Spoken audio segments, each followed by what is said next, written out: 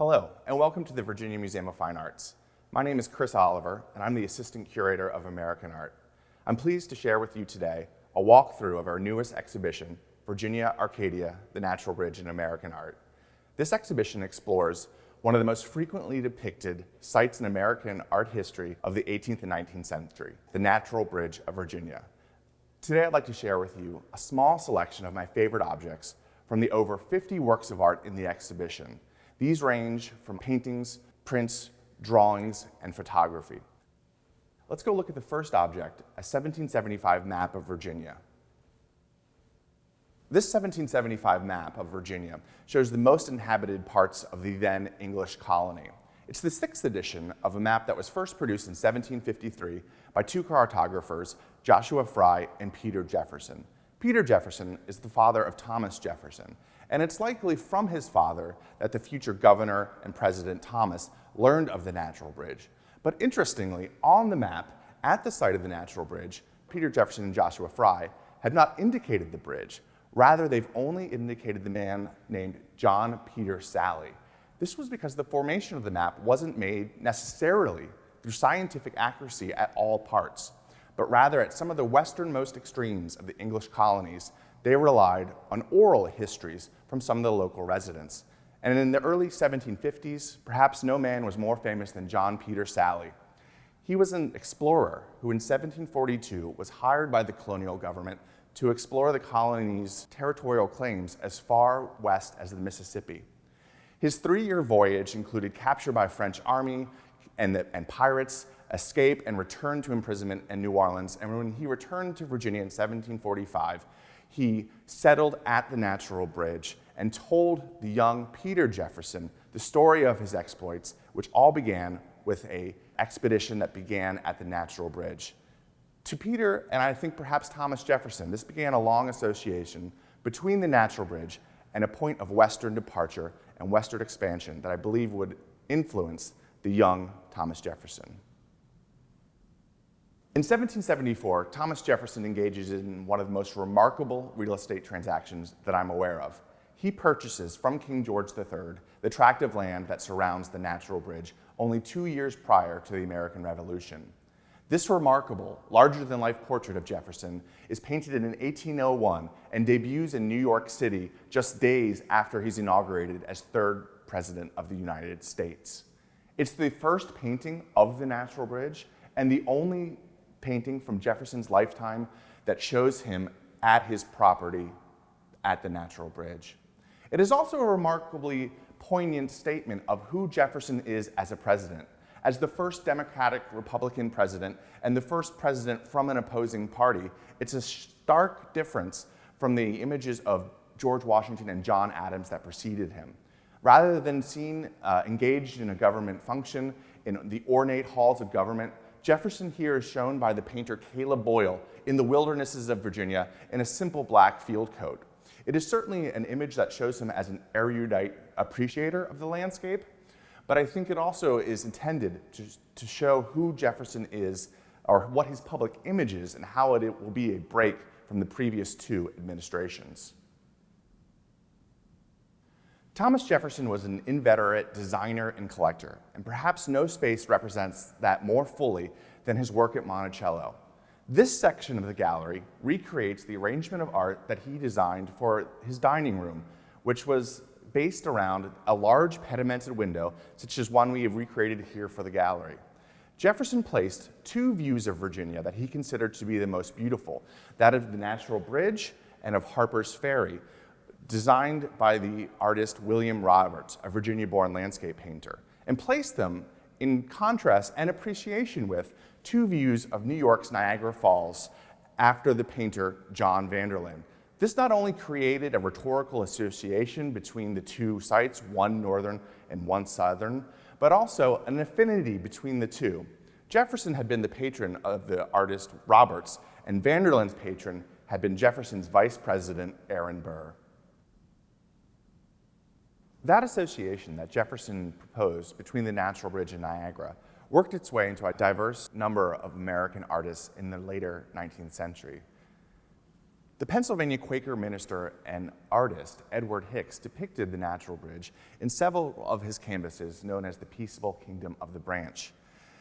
This depiction of a child with a group of animals is a representation of the book of Isaiah that allows for divine grace to create a sense of harmony and coexistence between animals and people that naturally shouldn't exist together, such as the lamb and the lion.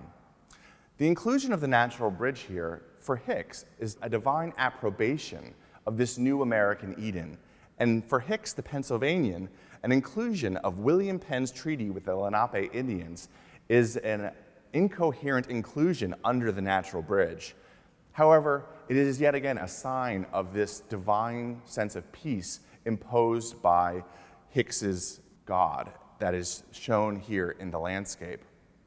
He derived his composition for the natural bridge from an 1822 map by Henry Tanner of North America, in which the natural bridge is again shown as a complement to the Falls of Niagara, a site which Edward Hicks did visit as part of his preaching tours. In this composition, he surrounds the Niagara Falls with a quotation from the Foresters, an epic poem in which he relates the sublimity of nature in this site. In June of 1851, the New York City-based painter Frederick Church traveled with his patron, Cyrus Field, to the Natural Bridge to paint this work, Natural Bridge, Virginia, for Field. This remarkable composition follows in the tradition of Church's landscapes from this period, which blend contemporary landscape painting with a sense of American history blended into the work itself. So while Church intricately depicted the bridge as he saw it, we're pleased to show in this gallery also his original sketch that he made at the site. He also understood what the bridge meant in American history, and particularly its relationship to its earlier owner, Thomas Jefferson. Along the banks of the Cedar Creek, we have an interesting composition of two figures who seem to be engaged in conversation. An African-American man points to the top of the bridge while speaking to a white woman. This figure seems to be a reference to a formerly enslaved individual, Patrick Henry, who purchased his own freedom prior to working for Thomas Jefferson as the caretaker and tour guide of Natural Bridge. Though Henry had been deceased for 20 years prior to Church's visit, all the contemporary sources seem to indicate that the legend persisted that Patrick Henry was always an enslaved individual under Thomas Jefferson. Frederick Church was born in Hartford, Connecticut, was a devout Congregationalist, and likely held pretty strong anti-slavery views. And he had already been in Virginia for a few weeks prior to his time visiting the Natural Bridge. Perhaps we can read this painting as a contemporary landscape painting with significant historical overtones, ones that may reflect Church's anti-slavery leanings. The figure points not only to the grandeur of the arch, soaring 215 feet high, but more specifically, if you follow the line of his fingers, it points to a split rail fence that peeks out from the local shrubbery. This may reference an active roadway that then, as now, travels across the Natural Bridge. At the time, it was known as the Great Wagon Road, the main highway that took settlers and immigrants from eastern Pennsylvania as far south and west as the Carolinas, Georgia, Kentucky, and Tennessee. At the time Church visited this site, only several months after the passage of the Compromise of 1850, which allowed for the unchecked expansion of slavery into the American West and the continued sale of slaves out of Virginia into these new slaveholding territories, I have to wonder whether Church's figure isn't pointing towards this highway that facilitated the Western movement of both new settlers and enslaved individuals in a subtle yet poignant condemnation. In this section of the exhibition, we're pleased to feature several objects that speak to the inclusion of the Natural Bridge in the decorative arts. This reproduction of an 1834 French wallpaper by Zuber et Cie shows the Natural Bridge atop a scene of the interaction between African-American figures, white leisure-goers, and a performance by Native Americans. Contemporary European decorative arts had little concern for historical accuracy of the realities for Native Americans and African Americans within the United States. Rather, this is a type of Arcadian vision where all people coexist together under the presence of the natural bridge.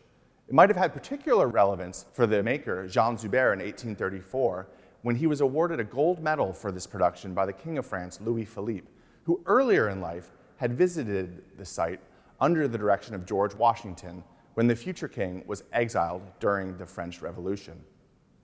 Underneath the wallpaper, you'll see an 1820-25 Baltimore painted fancy chair. This is a remarkable and unique work that shows the image of the natural bridge along the crest rail of this classically Greek-inspired form of furniture. It's wholly unique, and it is an object that we've been pleased to help conserve for the Rockbridge Historical Society as a part of the larger scholarly emphasis of this exhibition. It was in the 1850s and early 1860s that the natural bridge probably reached the height of its popularity for American artists and authors.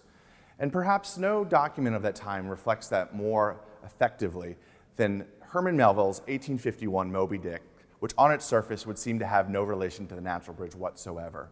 However, in the novel, the narrator Ishmael once considers all the known depictions and paintings of the whale, the great Leviathan, and whether that accurately depicts what Moby Dick looks like. And Ishmael says that he, Moby Dick, must remain unpainted to the last. However, at the climax of the novel, during the 3-day hunt that ultimately ends in Captain Ahab's death, when the great whale Moby Dick breaches the water and is completely visible to the crew members, Ishmael compares him, writing, "But soon the forepart of him slowly rose from the water. For an instant his whole marbleized body formed a high arch like Virginia's natural bridge." To me, that expresses a great sense of cultural currency, both in the United States and abroad, that Herman Melville invested in the natural bridge at this climactic moment. While modest in scale, this 1860 painting by David Johnson is one of the most sweeping views of the natural bridge set within the lush landscape of the Shenandoah Valley. While many of the so-called Hudson River School painters that preceded Johnson erased much of the human presence of the natural bridge, that is, the signs of industry and work, labor at the natural bridge, Johnson begins to show it, particularly the burgeoning tourist industry at left. Johnson's inclusion of these sites is an early indication of the travel and leisure industries that would come to dominate this site for much of the next century. The final section of the exhibition concentrates on the appearance of the natural bridge in American photography. Perhaps no artist included the bridge more in his work than the Lexington photographer Michael Miley. Over the course of 50 years, Miley was a local presenter of the bridge through tourist and souvenir imagery, as well as works that pushed the technical and artistic boundaries of what the bridge had ever seen before.